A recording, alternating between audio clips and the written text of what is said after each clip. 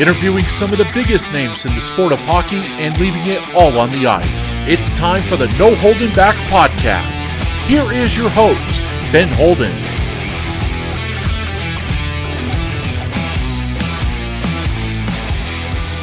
Hi, everybody. Welcome to an all-new edition of No Holden Back. Ben Holden with you. Fred Pletsch. Freddie on the bottom. Freddie, how are you today, man? Good as always, Benny.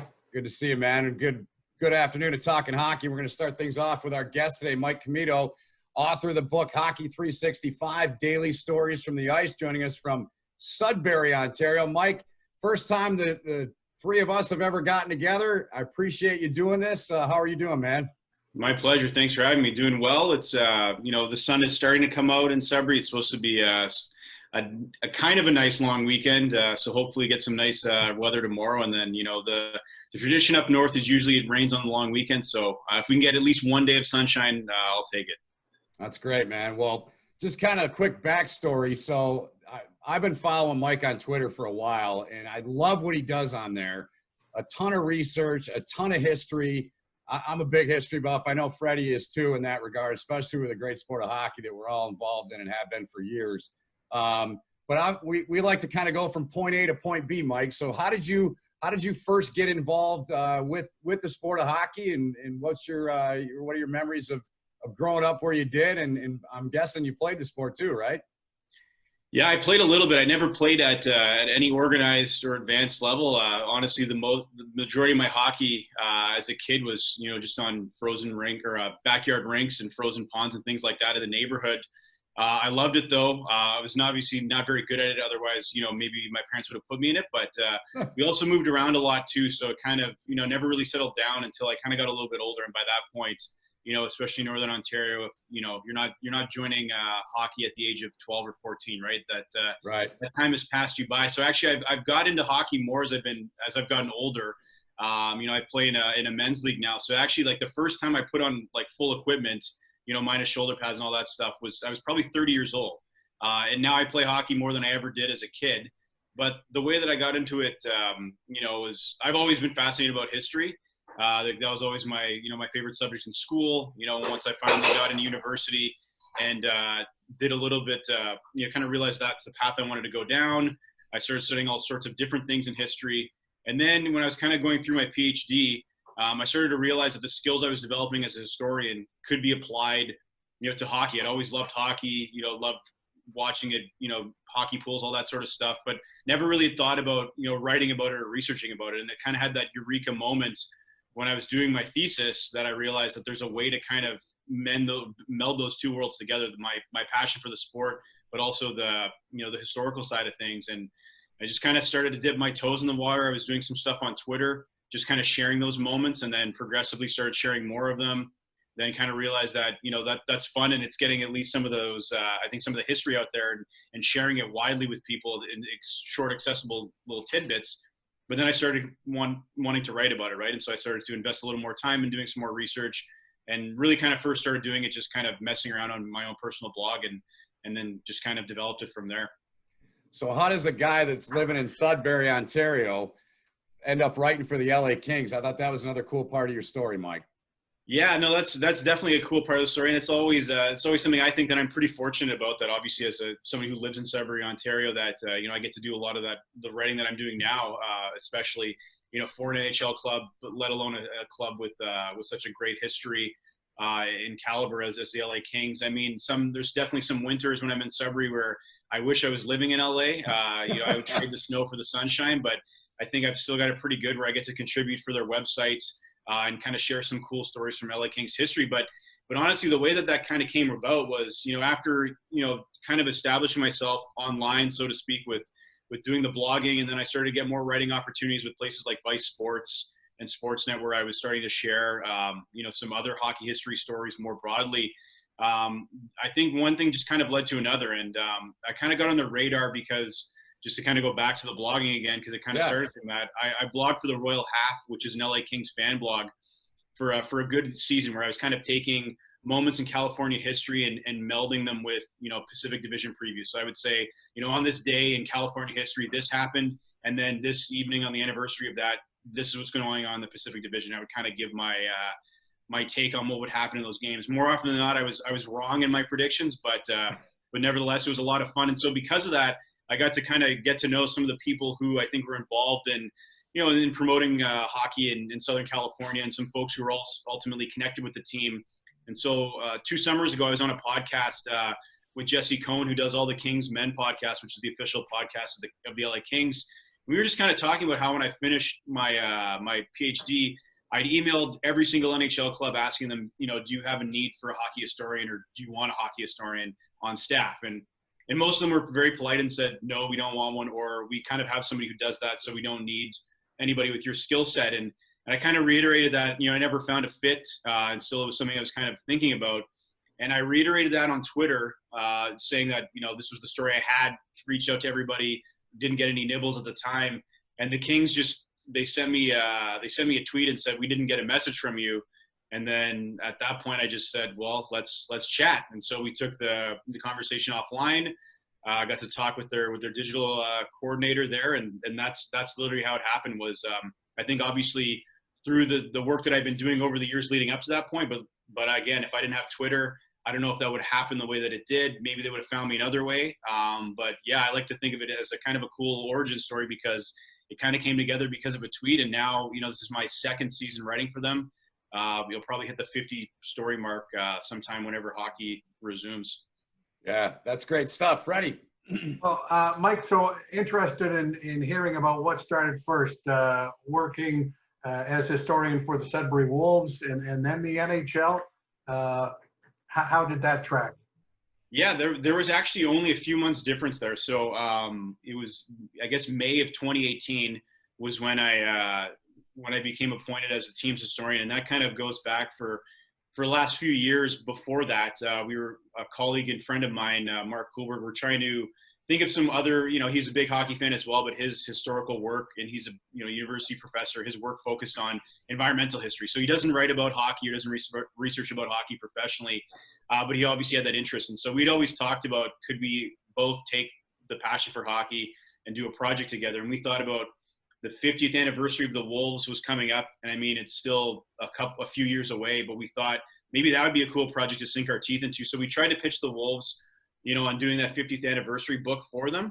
I think ultimately it was a little too early for them to really commit to something like that. They just had a new change of ownership. And so to say that we're going to take on a project, 4 or 5 years down the road, I think for them, it just wasn't really the right time. But what they were interested was having somebody more immediate come in and be able to share some stories, I think, in a more accessible way. Whereas if you have a book, you're working hard on that for a few years, and then you can share it once you finish the book. Whereas if you brought somebody on who contributed to the website, you can get those stories out there immediately, probably in more, bite-sized chunks, share them, on social media and online through the team's website. And so that's kind of where the conversation went from there. They were asking me if I'd be interested in doing that.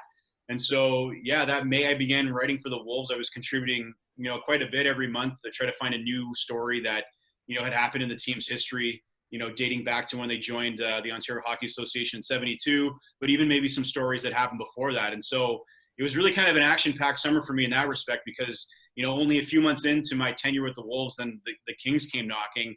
And so when that season started up in 2018, 2019, I was contributing both to the Kings and the Wolves. And so that was a lot of fun. I was doing a lot of writing that year, kind of covering, my local base here in Sudbury, but then also contributing to some stories that were happening out in LA. So as a hockey historian, what are your most trusted sources? And when you come across something that piques your interest, curiosity, is it journalistic principles to source it more than one time to verify it? Yeah, well, I think that, with my background as a historian, I think that's where I kind of lean on, some of the training I got there in terms of how I would go about my research for my historical work. And I mean, for the most part, I was kind of trained to do, a lot of archival research, right? So I would go to archives and I would go through primary sources, going through correspondence, government documents, official communications and things like that. And then kind of corroborating that with primary sources such as newspapers, and then obviously secondary sources like books, articles, and things like that. And so I think for me that's never really gone away. I will admit that on Twitter, sometimes when I'm putting out those daily moments, oftentimes they're kind of coming from other sources. The NHL publishes, a daily, this happened on this day in history on their website. And so I have noticed that throughout the years that those dates aren't often accurate. And so when I was writing the book, especially trying to respect the integrity of the sources in my own work, I had to go back and triple check that as best as I could, right? So, I mean, having an account with newspapers.com and being able to access some university databases that I used to have access to as part of my studies, that's where I would kind of take, I think, a lot of these moments that sometimes we take for granted that it happened on this day or it happened in the way that we believed it happened. And you kind of take all those sources and you put it together. I think you try to get a better picture of the account. I think you're never going to get an entirely accurate version of what happened, but you can kind of get the best interpretation of what happened on that day. And so, as I'm going through, these hockey history tweets, and a lot of them are kind of similar from year to year, they do change from year to year as I discover some new information or somebody gives me a lead that says, I don't think this has really happened in the way that you think it is, and here's a source as to why. But I remember for sure when I was writing the book that was always the most nerve-wracking thing is a tweet can get deleted. But if you're not triple checking your facts, pages can't get deleted. You can rip them out and hopefully never see them again, but somebody will always point out to you that you made a mistake on this day or on this page, right? So how's the book doing, Mike? It's tough to say. I mean, now we're kind of at we're coming up to the 2-year mark. In September was when it was released. So I think I'm kind of getting the itch to potentially explore doing another volume. I think there's obviously, as you both know, no shortage of hockey history moments out there that you could certainly do another 365 days with completely new stories, that may or may not even kind of intersect with the ones that I used in the first edition. And so I think it did really well. It certainly exceeded my expectations when it came out in September of 2018. I think the timing was perfect because you had the start of a brand new NHL season, which was awesome, which was kind of on the heels of the 100th anniversary. So kind of capitalizing on that. And then obviously, any kind of book, especially a hockey book, with the Christmas season approaching, that's kind of really where I think it kind of took off. Again, anyone who had a hockey fan in their lives, whether a friend or family member, if they were looking for something to get them, I was doing my best to try to put that idea out to the masses to say, it's kind of got everything for every hockey fan, right? And so I think it did really well. I did a couple book signings here in Sudbury, obviously very supported by my friends and family. But even, I did one during Christmas season, and that was, a few months after the book had come out. And I mean, you could definitely tell people who are just trying to find a gift. And it does very well at the Christmas time, at Christmas season, right? So, but yeah, I think now there's still obviously a lot of those stories are timeless, and so they're never really going to lose their relevancy or significance to the game's history. But I think, probably I would think in the next year or so, when things kind of quiet down in my life, we have a 2-month-old at home right now. In addition to the 3.5-year-old we have, so things are kind of a little chaotic. But I think it's time for a refresh, probably in the near future. That's great, man. Congrats, man, on both. Your daughter was born. I was watching an interview with you the other day. As Freddie and I, we do our homework. We're play-by-play guys and color analysts, and Fred does about 5 different things in the sport. So, but we're all over. You get it. And I thought the Austin Matthews story was pretty cool. I didn't realize I didn't even really remember he did that. I knew he came in and, smashed it, man. I didn't remember he had 4 goals in his first game though, man. Yeah, it was, cause she was born, so that was October 12th, if I got the date right, but she was born, September 29th. And I remember, the night she was born in the hospital, or she was born like early in the morning on the 29th. And so we had to stay over another night. And I remember, watching, that was when they had the World Cup of Hockey. So I think that might've been the night of the final with Canada versus Team Europe. So we didn't really get to watch that because you're not really supposed to take them out of the room at that point. So I was kind of just wandering the halls, peeking in the common area, kind of trying to catch the score, and then I'd go back in the room. But, once the season started, that was kind of a cool moment for me because that was obviously the first time that her and I would have watched the game together. I'd obviously made sure that she had Maple Leafs pajamas, as I was kind of born into Leafs fandom. And so I passed that on to her, at least for now. We'll see where she kind of goes from there. If she gets into hockey and maybe she can carve out her own path, or if she doesn't get into hockey at all, then that's obviously fine. She still knows what dad's colors are. But yeah, we were watching that game, and even my wife, who is admittedly not a hockey fan, but I think tolerates it and at least understands or, is supportive of my passion for it. And we were watching the game, and, after the third goal, she's like, wow, that's gotta be really like special in his first game. And I'm like, yeah, this is pretty incredible. And then the fourth goal, she was getting excited that this is wild. And we're watching his mom's reaction in the crowd, and like, you can't help but get swept up in that. And so, I think just for me to see that as a Maple Leafs fan, to see something, as historic as that in his first game, kind of, there was a lot of hype around Matthews coming in, but I think that kind of really solidified what we were going to get in that type of player. And then ultimately to have that moment where I watched that first game with Zoe, I think was pretty cool. And that's why I always remember that game. Ultimately, a lot of, fans of the game who are Maple Leafs fans like to point out that the Leafs lost that game. Sure, which is true. But ultimately, I think at the end of the day, I think that the most important part was obviously that milestone accomplishment that he had. And for me personally, being able to share that moment with my daughter. That's great. Freddie. Mike, wondering, could you give us an example maybe of a big revisionist scoop that you had? You dig deep into the archives and you realize that this is completely wrong. So what people perceive as the truth, it's actually a fallacy. Here's what really happened. You have a standout example such as that?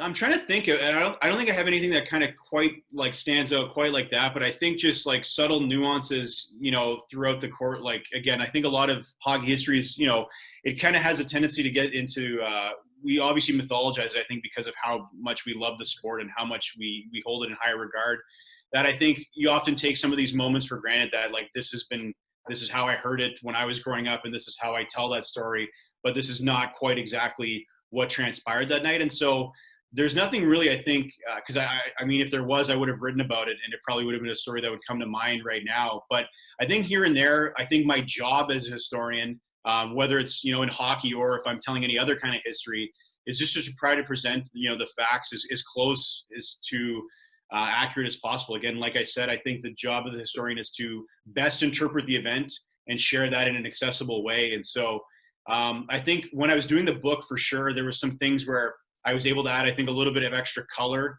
that may have not been available at the time. If I were presenting it as a tweet, I think as, the historian has the ability to kind of add a little bit more, where otherwise, if you're just sharing it to try to get, this happened on this day, these 4 goals, but, the historian is able to add that context there that kind of threads together what happened on that day and helps us make sense of what's currently happening on the ice. So, yeah, I'd have to think about it a little bit more, but nothing, immediately comes to the top where like I broke something that I think that previously had been held in high regard and, revising it. But I again, that is something I think that happens a lot, especially in this field, especially with how many people are so passionate about hockey history, that there's no shortage of hockey historians out there. And many of them are very, they're sleuths, right? So they're finding all sorts of new information, and it's great to see how that kind of changes our understanding and interpretation of the game.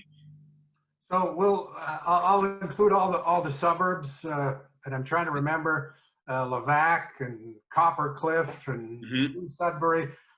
Who, in your opinion, maybe the top 3 hockey players to come out of Sudbury? It's produced so many Hall of Famers and NHL players. Yeah, well, the first one that immediately comes to mind is Dave Taylor. He grew up in Levack, and my dad grew up he didn't grow up in Levack, but he grew up in the small town Onaping Falls, which is just, a 2-minute drive away from Levack. So they actually went to the same high school. But I had the chance to interview Dave a few weeks ago for a story for the Kings, just to kind of, he had a lot of milestone moments in April, his final game with the Kings, which he didn't fully play in that game. He came out for a ceremonial face-off, but that was his last time in a Kings uniform. And then him becoming general manager also happened in April of, I believe that would have been 97. And so, I think for him, like especially to come out of Sudbury, especially to come out of Levack, I mean, I think especially in that era, Northern Ontario used to be one of those regions where there was no shortage of players coming out of this area. Again, you looked at Tim Horton, and those types of guys, there you go, right?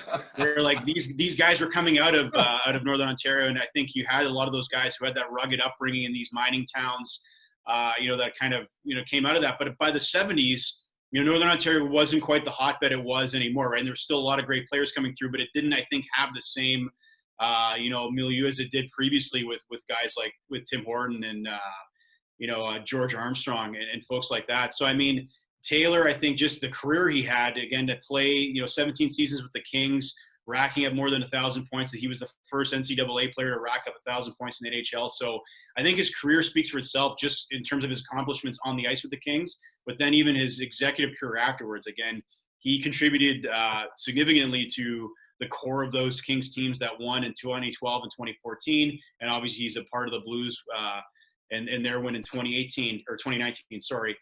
So him for sure.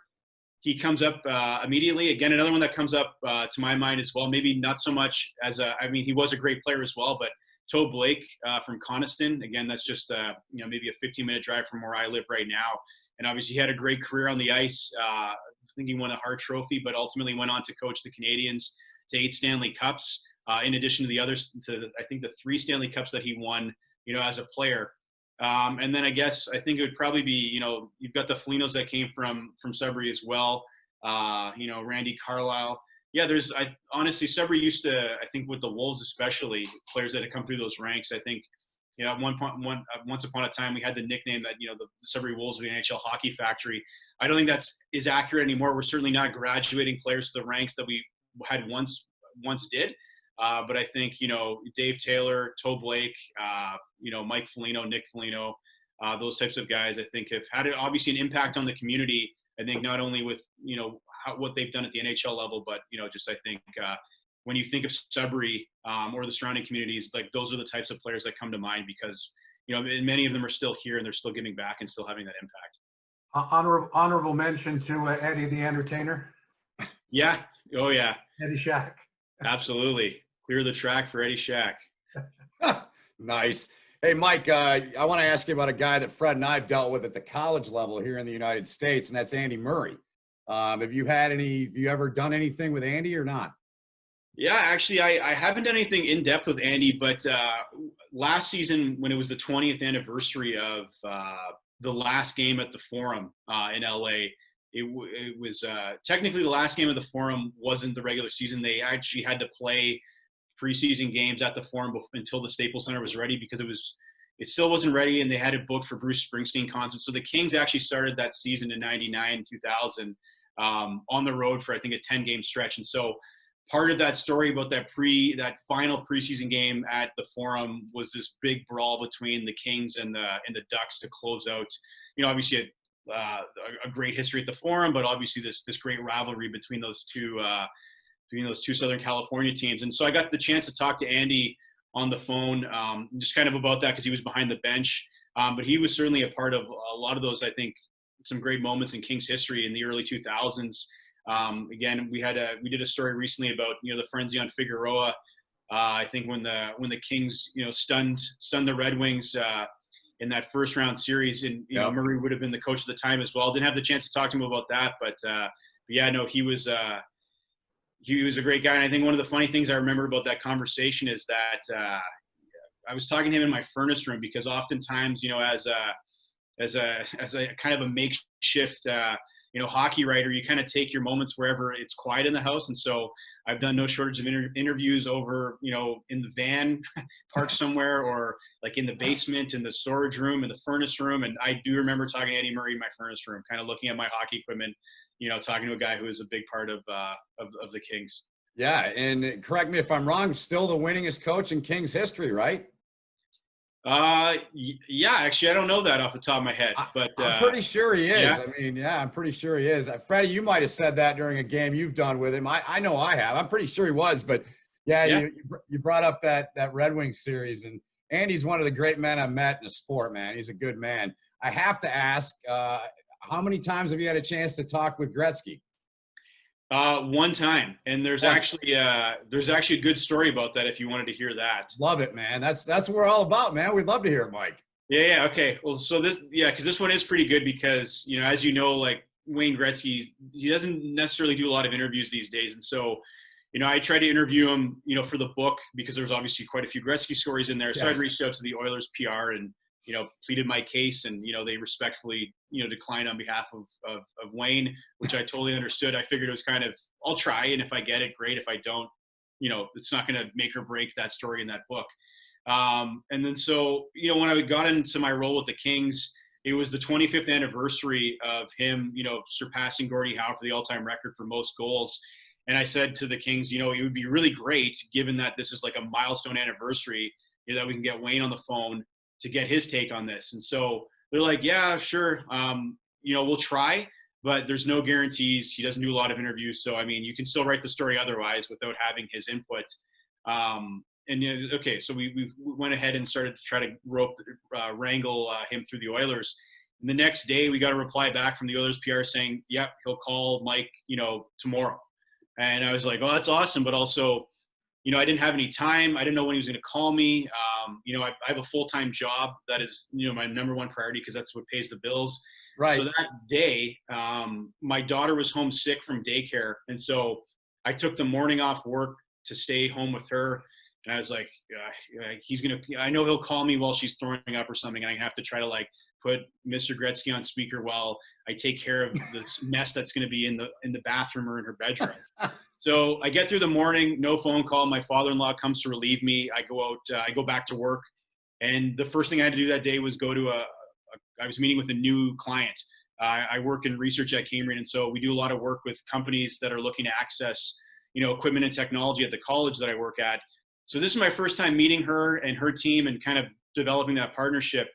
And sure enough, we're getting halfway through the lunch, no phone call. I'm like, okay, well, maybe this will work out and I'll get out of this meeting, go back to campus. I could take the call in my office and, that'll be fine. But sure enough, the check is coming. We're talking about next steps. She's looking at me talking about what are we going to do from here? And my phone rings. And obviously I know it doesn't say Wayne Gretzky because he's never called me before, but I know it's Wayne Gretzky because it's a California number. And I have this moment in my mind where I could either try to tell the table that I had to go take a call from Wayne Gretzky, which would sound absurd because I'd never told him that I did hockey writing on the side. So it would be kind of weird that this guy that you're talking about from a R&D perspective, is now has to go talk to Wayne Gretzky. Or I could just run to the bathroom and, try to do the phone call from a stall, which would be horrible because you'd have him on speaker and hopefully no one comes in and flushes the toilet.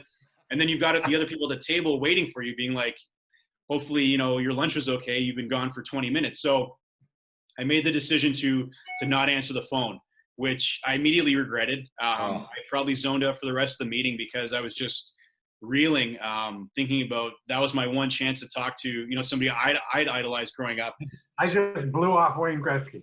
Yeah, exactly. So I screened the gray one. So the meeting ends and I get in the van and I drive back to campus and I'm trying to call him again and no answer. And I blew it. So I sent him a text and I said, I used my daughter as the excuse that I was still taking care of Zoe and she was sick and I'm really sorry. And I was kicking myself at work and told my colleagues and they're like, why wouldn't you have answered the phone? You're crazy. I'm like, well, I was like, I'm at work. I typically try to separate the two things. If I can take a break and take a phone call, it's not a big deal, but I was in the middle of a work meeting. And so he did end up calling me back because of course, he is the great one. He was very gracious about it.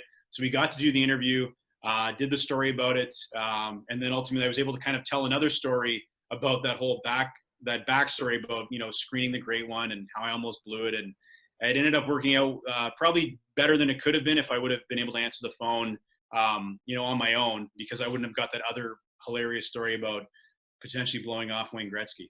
Hey, Freddie, before you go, I just want a quick follow-up. So have you written about this at any point, or is this something you don't talk about often? I'm guessing you wrote about So we did the 25th anniversary story last year. Okay. We were actually one of the few that actually did that because there was a lot of coverage, I think, later with some other story that I think we were one of the first ones to get him to talk about whether or not Ovechkin was going to chase down his record. So for whatever reason, I think that story maybe just kind of got lost in the news shuffle of that week or what was going on in the NHL.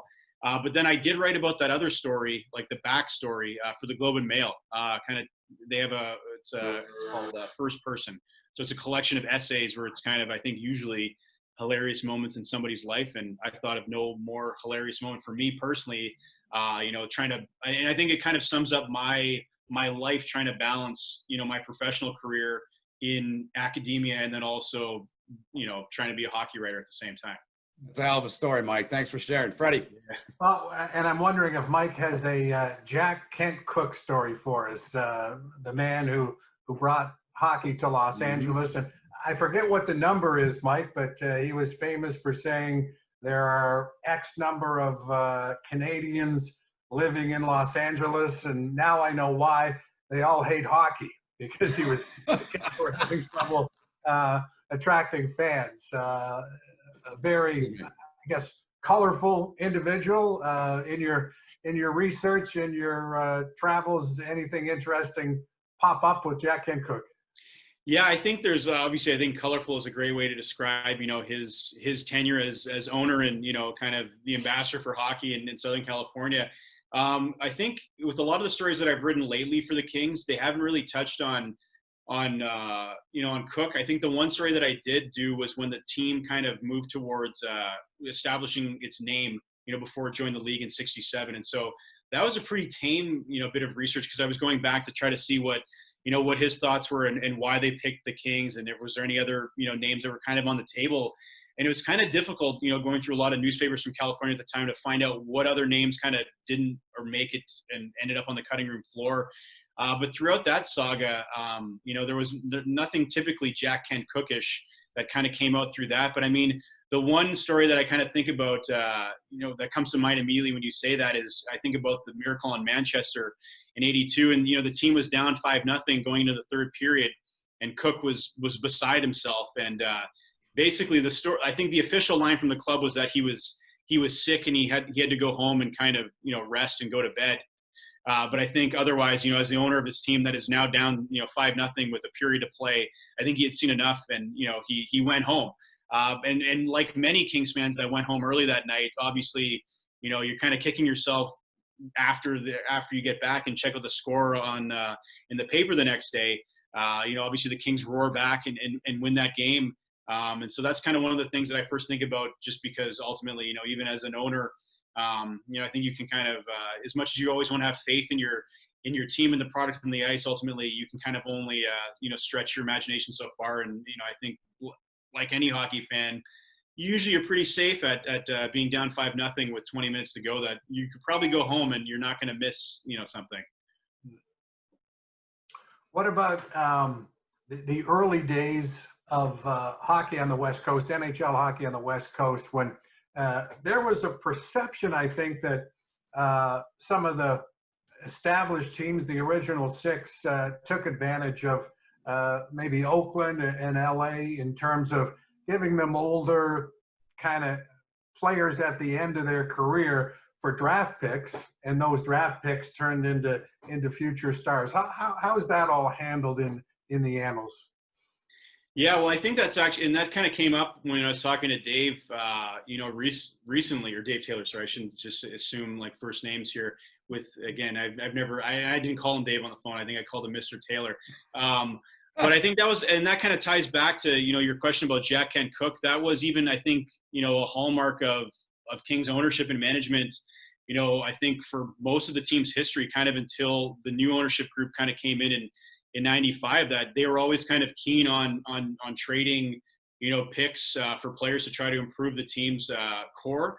Ultimately, I think kind of taking a bit of a short-sighted approach oftentimes, where you didn't have a lot of those picks to develop because you kind of gave them away to bring in other players who could maybe make a difference in the moment, but ultimately in terms of building that future capacity, you weren't really shoring that up. And I think that's kind of why, and Dave Taylor joked about that, because he was drafted late, he was picked by the Kings, and he was invited to training camp, not that year, or he went to training camp that year, but ultimately it was after he finished his college career.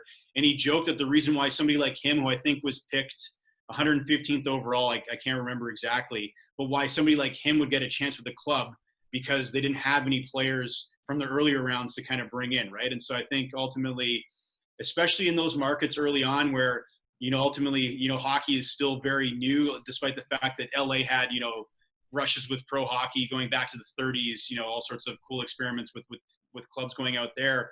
But you got to try to put an exciting product on the ice, right? And so sometimes they had to sacrifice on their future in order to try to make a competitive team to get butts and seats, right? And so I think ultimately that kind of proved, obviously, there was other, reasons that contributed to the downfall of the Seals in Oakland. But I think ultimately that was kind of the approach that the Kings did take for a lot of their time, up until I think they started to realize, in the 80s and 90s, that you kind of have to build, your prospect pool there and be a little more, use those picks a little more sparingly, knowing that these are kind of the pieces you need to build around. So, Mike, you've interviewed Gretzky, you've talked to Dave Taylor, so you've talked to 1/3 of the Triple Crown line. You got any stories about Dion and Simmer and talking with those guys over time? I'm guessing you do, right? I've never talked to Charlie Simmer. I've tried, just didn't work out for the timing. Marcel Dion, I actually talked to him when I was blogging. I did when I was blogging for the Royal Half one year, I did a Marcel Madness, and so it was a bracket of all of Dion's famous moments in Kings history. And so we tried to, I forget what moment ended up winning out as the number one Marcel Dion moment. There were so many of them. And he's great. I mean, he's also, I think, a hockey history buff in his own right. He has a sports memorabilia store in the Niagara area. But I haven't really talked to him as in official capacity of the Kings. I know that in speaking with him offline, I think he is kind of rankled by the fact that he thinks that the Triple Crown line should have been retired as a unit. In the way that you've seen in other teams, with the French Connection in Buffalo, like they've honored that line, not just, some of the players individually.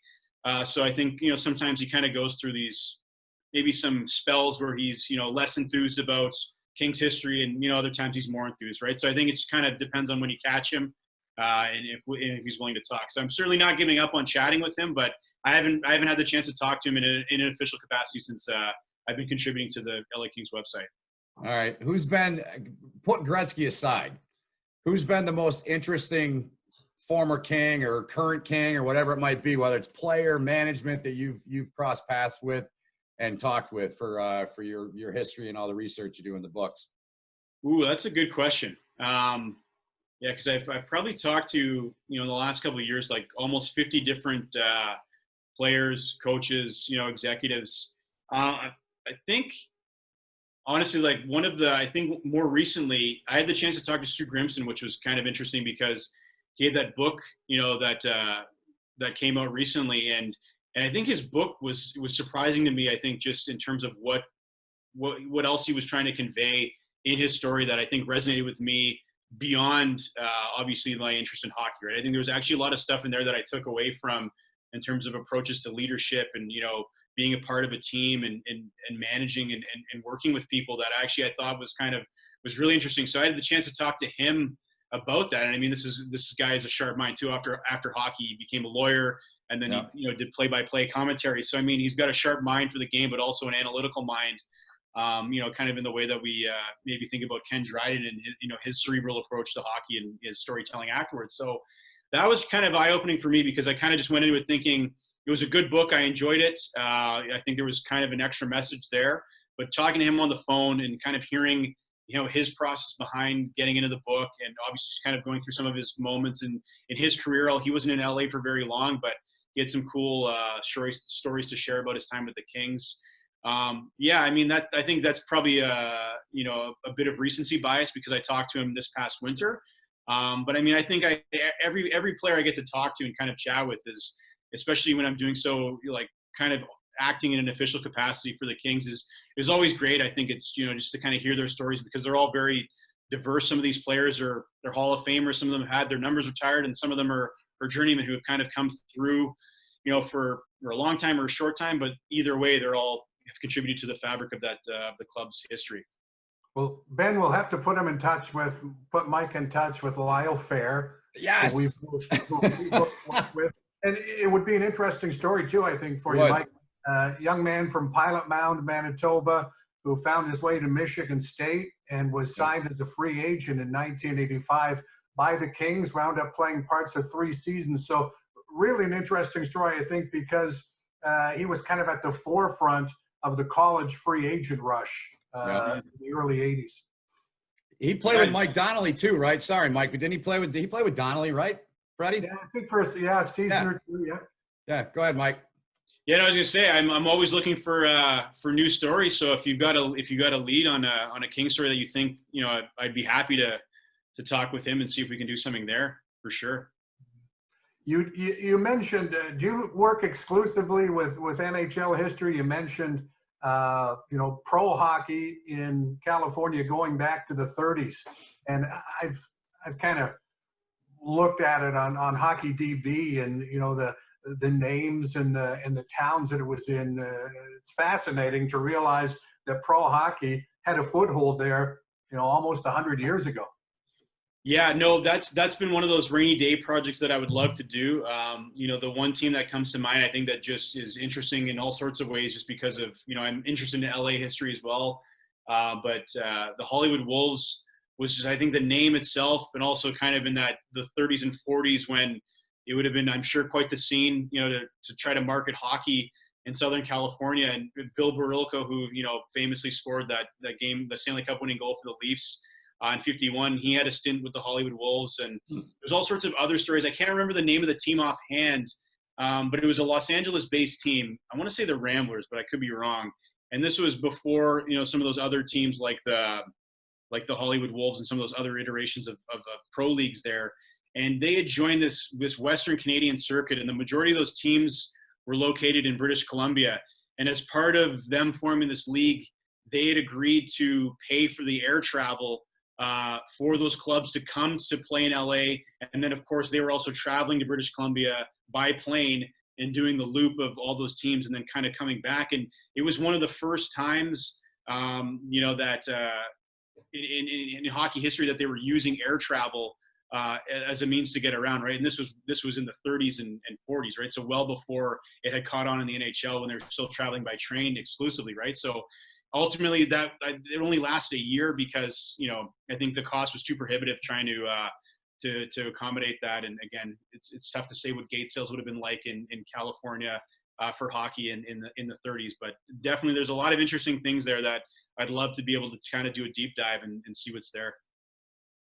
All right, so you're talking about the Hollywood Wolves. I want to ask you, I went through and looked at all the list of players that have played in the team in the OHL that you do stuff for too, Mike Sudbury. You know the list, but for those that don't, the Folignos, you got Pat Verbeek, Mark Stahl, Ron Duguay, Jim Fox, LA color guy, Mike Pekka, Warren Reichel. I mean, can you just, I know we're putting you on the spot, but give me like your top 3 all-time Sudbury Wolves guys. Yeah, no, that's a great question. I think you got to have Mike Foligno in there for sure. I think this was actually somebody I forget on Twitter. He's a play-by-play guy, a younger guy, Thomas Mercier, and he had put together his all-time list.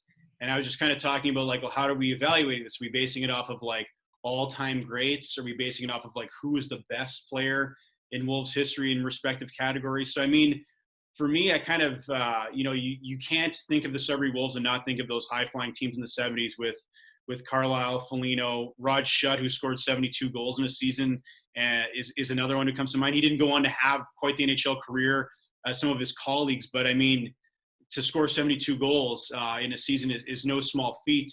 But I think even now, like you have those greats who obviously are going to resonate with, people who know the team going back to the 70s. But I think even now, like we've been fortunate, I think, in the most recent years to kind of see some really gifted players come through that I think have made a case for, some of the all-time best in those positions. They may not have been with the club as long as the Mike Folignos, of the world, but like Quinton Byfield right now, who is likely to go top 3 in the NHL draft whenever we have that. It could be in a couple weeks. It could be, who knows, whenever the NHL decides, right? Yeah. And then, I mean, even 2 seasons ago, Ukko-Pekka Luukkonen was in net, and he was a Buffalo Sabres draft pick, an import draft pick that the Wolves brought in. And, I think before he came to the Wolves, there was a lot of people weren't sure if he would actually come to Sudbury. He did, and he had an incredible season. Ultimately, I think the team didn't go as far in the playoffs as they would have liked. They came up against a really strong Ottawa 67s team, but he was incredible. And you could argue that he was probably the best goaltender, like skill set or skill-wise and in terms of athleticism to come through. So, I mean, yeah, like Mike Foligno, Rod Schutt. I mean, for me personally, I'm going to throw him in there. Quinton Byfield, if you have a recent guy in there, like you've got no shortage of picks, like you'd mentioned, right? I mean, Bradford is another great one as well, and Jamie Rivers, great on defense. Like if you're going to talk about positionally, you can't have a conversation of all-time greats without Jamie Rivers and what he did on the back end. Nice. How about what? Then you'll like this story.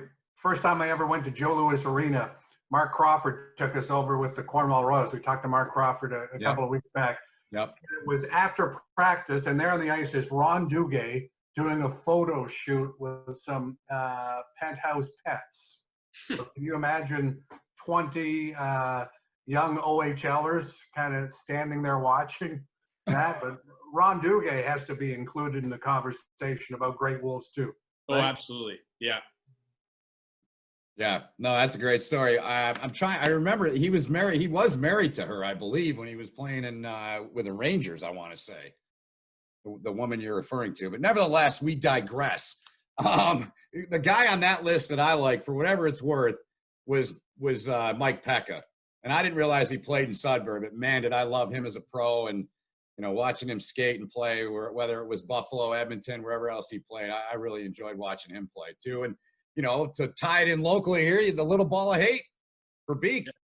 Another good one. So, Freddie, you got anything else? Well, that was my era in Sudbury with Don Beaupre and Mike Sands and Pat Verbeek and Jimmy Cowdice, players like that. They didn't have very good teams, but anyone who ever has an opportunity to visit the Sudbury Arena, I know they maintained it impeccably, Mike, and maybe one of the nicest junior barns there's ever been.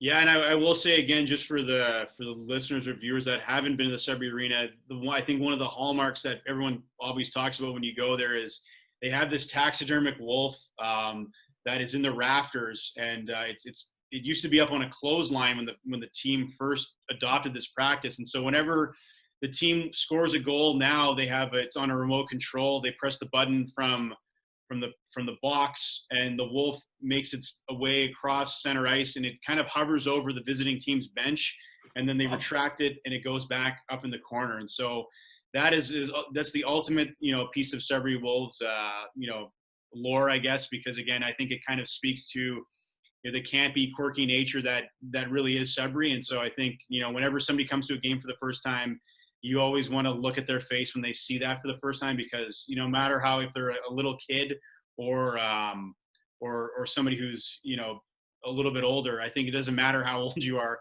When you see that thing come down the rafters for the first time, you can't help but get caught up in it. That's cool. I've never been there. I'm gonna have to get up there one day, man. I love going to those old arenas. I played in the Blind River Arena when I was in high school, and it was so low, you put your stick up and you hit the rafters. So I don't know if it's still the same, but nevertheless, Mike, this was fun, man. It's great to meet you and chat with you, and we appreciate your time, man. Keep up the great work. I need like a card with all the things you do, man. You got the book Hockey 365. You're a PhD in research and history, right? As well. Yeah. You got to work with the Kings, the Sudbury Wolves. Keep up the great work. I'm always entertained, and I learn something every day from you on Twitter, my friend. Thanks for this. Well, thank you. Appreciate it, guys. It's great to chat with you and Fred. And so, keep me in mind. We can do this again and chat about we just scratched the surface on a lot of the stuff, I think. For sure. Well, I'll do that, man. And we'll get you in touch with L. Fair, as I used to call him when I worked with him. Charles. What's that? Charles. The pride of Pilot Mound, Manitoba, population 25. For Fred Pletsch, Ben Holden, we thank Mike Commito for joining us. This has been No Holden Back. We'll see you next time with an all-new edition of No Holden Back.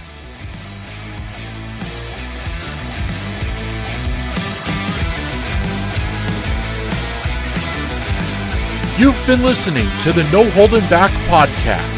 For the latest news around minor league hockey, download the Sin Bin app, now available in the Google Play and Apple app stores.